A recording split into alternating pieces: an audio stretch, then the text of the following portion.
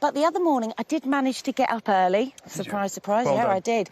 And I went in search of some of our very special residents here at RSPB Arne.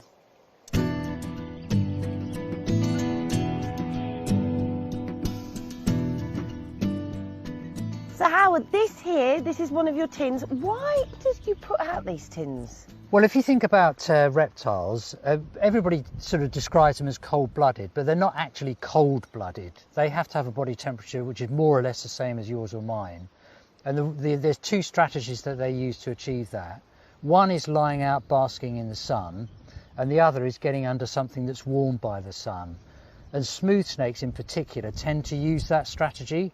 So we use these tins on heathland to survey for smooth snakes because they have a habit of going underneath and warming up. Let's have a look.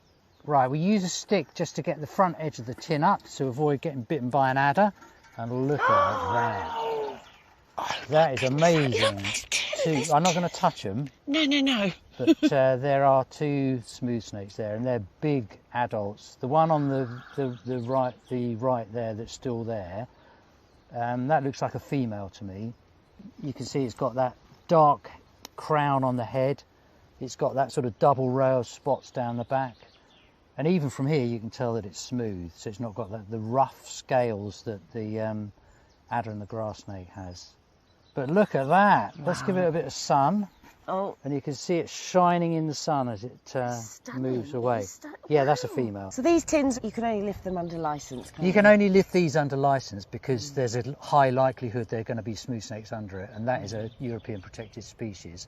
So if you see signs like this, wildlife survey, please do not touch, on any site, please do not touch it, because somebody's doing a survey. They may actually be doing a very specific study, and the more disturbance these things get, then it's going to affect the results of that survey.